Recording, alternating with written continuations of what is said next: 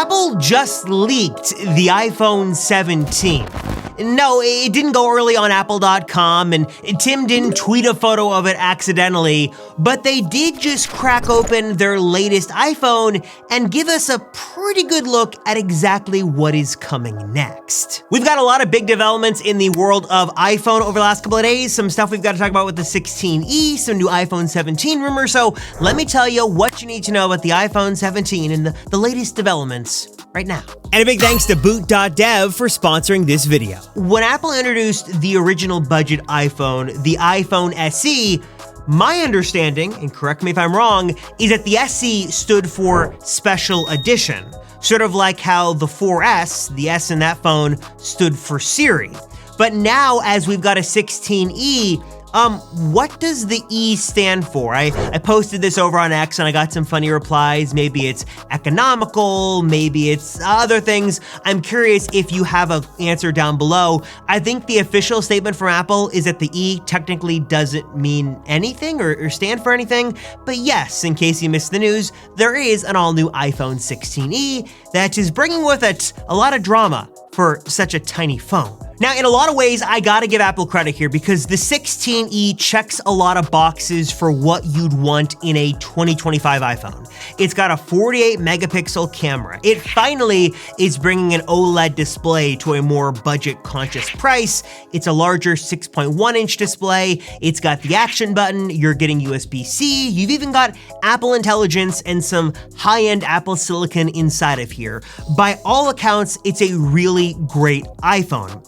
The problem, though, is that the price isn't great, or at least what people had expected, or at least in line with the previous iPhone SE. I think a lot of people were hoping for, $429, $449, even $499, but Apple decided to go to $599 for this iPhone, which it's a little expensive, even, considering the upgrade it is from the previous gen.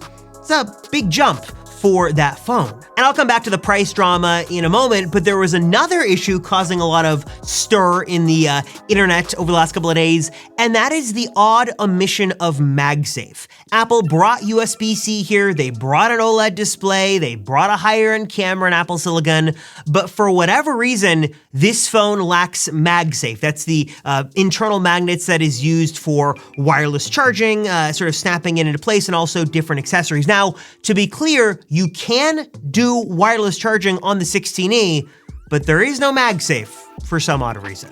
Now, whether or not that is a big deal for you is something we can discuss in the comments down below, sort of more of a personal preference, but to come back to price, $599 is expensive, but I do think that price, and more importantly, the specific features of the 16e, does give us a pretty good idea of how the iPhone 17 lineup is going to change. For starters, remember that while this is the 16e, the iPhone 16 line is, in a couple of months, gonna be phased out for the iPhone 17. We're expecting the iPhone 17, the 17 Slim or 17 Air, whatever name Apple goes with, and then the 17 Pro and 17 Pro Max. And if Apple follows their typical pattern, the 16e will sort of remain unchanged for a couple of years. So it's going to stay in its current form and likely at its current price for the next couple of years. So what I mean by that is that right now, that $599 seems pretty expensive, especially for $200 more, you could upgrade to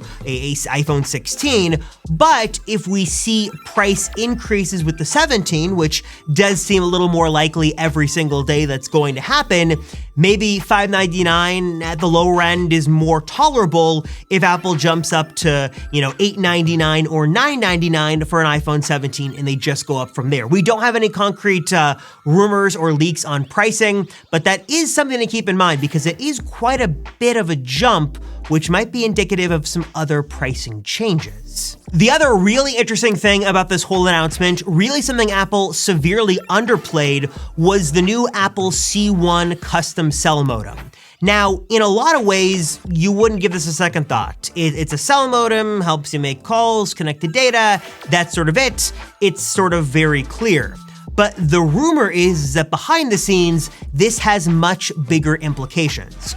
For one, if Apple can get this right, they can sever their reliance on Qualcomm and save a whole bunch of money and get way more control over not just future iPhone models, but even bringing cell connectivity to different iPad models and maybe even Macs and other Apple products we could see in the not too distant future. And regular viewers of the channel know that I'm not afraid to dig into the archives a bit and pull some admittedly embarrassing footage on myself to show that I have been loving and using Apple products for years. And as I look back at this old footage, it's kind of funny.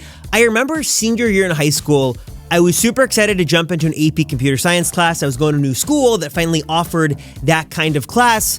But after a couple of days, I had to drop it. Just the way the teacher was teaching, the stuff just didn't click, and it was something I've always wanted to jump back into. And now I'm super excited to say that I can in a really new and exciting way, thanks to boot.dev. If you haven't heard of it before, it is the place to go to learn back-end web development. Tools like Python and Go, and you do it on your own time, you do it at your own pace, and in a way that is super interactive, fun, never boring, and kind of gamified, so you feel like you got a little bit of a challenge to overcome. And speaking from my personal experience, a couple of things here I really love about boot.dev. For starters, you can just hit the link down below and jump on the website right now and just dive in and see what this is like. No sign up required. If you just want to see what it's like, you can do that. And you'll find that it's really fun. As a beginner, I never felt overwhelmed. And also I never was bored because of the way this is all structured. I also feel like I'm actually solving real problems and understanding and learning different components of the code and not just sort of lost in a random text editor. This is actually solving problems in a way that is fun and actually can understand it. So if you want to get started for yourself today, jump right in. Again, you can hit the link down below or go to boot.dev. Try it out for yourself, just dive right in, and you can use the code, the Apple Circle, to get 25% off your first year if you go with an annual plan. Again, there is a vibrant Discord community around this with real people here to help you. The way that it's structured, it never gets boring. Link down below and use the Apple Circle code to get 25% off your first year with an annual plan.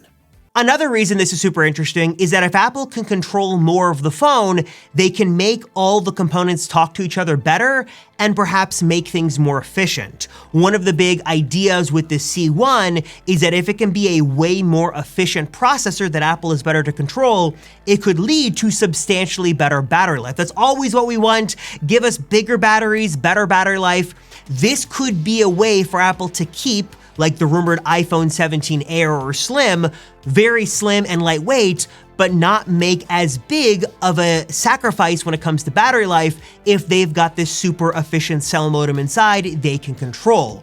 Then another reason this could be interesting is what other features this could lead to. Even Mark Gurman over at Bloomberg said that Apple seemed to sort of downplay this announcement as maybe it could be playing a bigger role with the iPhone 17. One of the big rumors over the last couple of months is that maybe Apple could be secretly working to expand their satellite connectivity to use Starlink, for example. So, right now, a lot of the modern iPhones, including the 16e, have emergency satellite connectivity. So if you're in an emergency, you can send a text or share your location or make a call and things like that over the emergency satellite network, but you can't be watching TikToks or watching YouTube videos on that connection. Starlink, though, is a different story. This is a high-speed internet connection available in almost all parts of the world. And what if, just what if for a moment, the special Apple C1 chip had some sort of connection with Starlink, almost like a mini Starlink modem, so you could have not just internet anywhere or satellite connectivity anywhere, but high-speed internet anywhere you went in the world.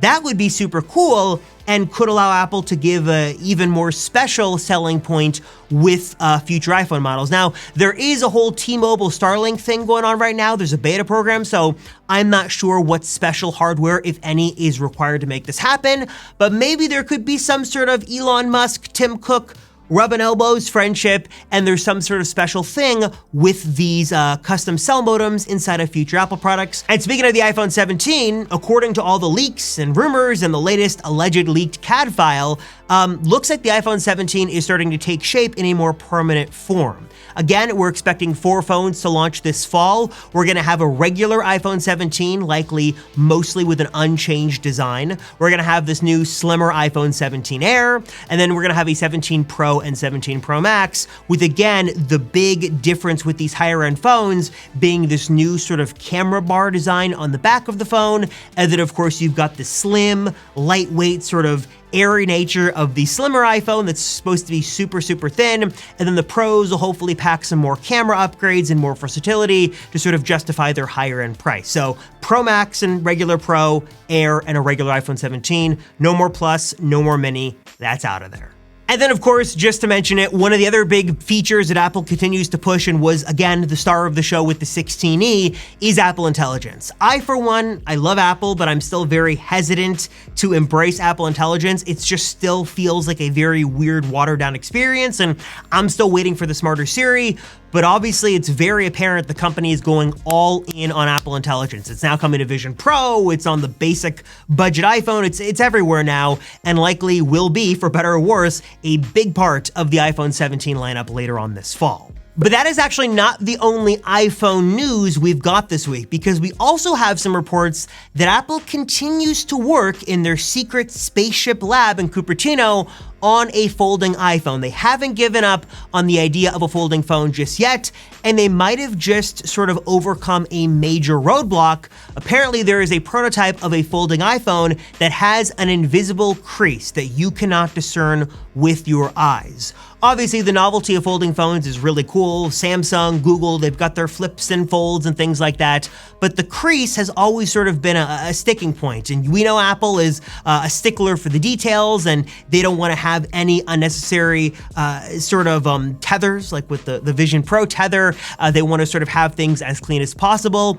And it seems like what Apple wants to do with their folding phone is totally eliminate that crease, so you have one sort of, as much as you can have, unobstructed piece of high quality glass and a really nice OLED display. Looks like Apple is closer to that, and we're hearing that maybe 2026 for a folding iPhone, but the goalpost for this phone keeps getting pushed more and more and more, so we'll see what happens with an iPhone Fold over the next couple of months if we ever actually get this thing. All right, guys, I'm curious as always, what are your thoughts on this? Your thoughts on a folding iPhone, your thoughts on the 16E drama, iPhone 17, are you sold, are you not? Is $599 too much for this phone? Should it have been $499, or dare I say $399? Drop a comment down below, let me know. Thanks guys so much for watching, I appreciate you all. I'm Robert Rosenfeld, I'll see ya in the next one.